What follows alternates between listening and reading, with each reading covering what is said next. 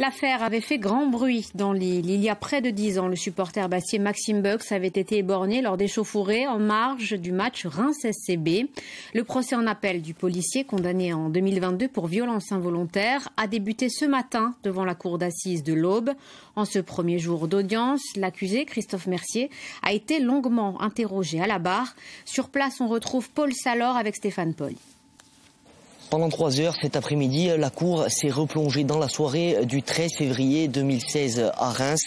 Après le match entre le Stade de Reims et le Sporting Club de Bastia, des supporters bastiais se rendent en centre-ville. Des insultes sont échangées, des affrontements éclatent avec des policiers de la BAC qui conduiront à 8 interpellations, dont celle de Maxime Bucks.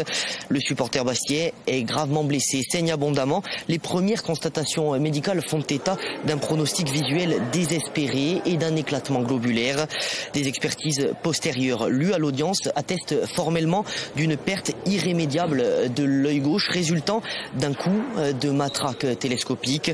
Christophe Mercier, le policier l'ayant interpellé et qui comparaît aujourd'hui devant la cour d'assises, a d'abord assuré que le jeune homme de 22 ans s'était blessé en tombant la tête la première sur un poteau. À la barre aujourd'hui, l'accusé a finalement reconnu être l'auteur du coup de matraque ayant entraîné la blessure. Il est l'auteur de ce coup de bâton télescopique pour interpeller Maxime Bucks. Il n'y a aucun débat là-dessus. Il a répondu à l'ordre d'interpeller un membre d'un attroupement qui avait commis des troubles sur la voie publique à Reims. Voilà. On lui a donné l'ordre d'interpeller ces fauteurs de troubles. C'est ce qu'il a fait en interpellant Maxime Bucks. Est-ce qu'aujourd'hui, 10 ans après, moralement, vous considérez toujours avoir simplement fait votre travail? L'interroge maître Fabiani depuis les bancs de la partie civile.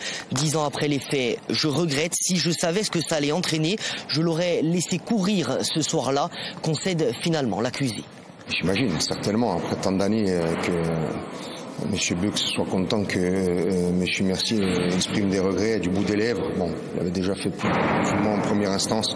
On va voir ce que vont donner la suite des débats, mais j'espère que les réponses de M. Mercier vont être un peu plus convaincantes dans les prochaines heures et dans les prochains jours.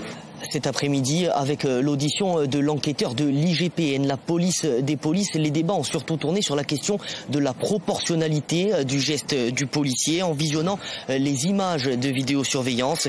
Comme en première instance, la défense de Christophe Mercier devrait s'appuyer sur cette notion pour plaider in fine l'acquittement. L'enquêteur a cependant répété que Maxime Bucks sur la vidéo ne semblait pas représenter ni de danger ni de menace au moment de son interpellation.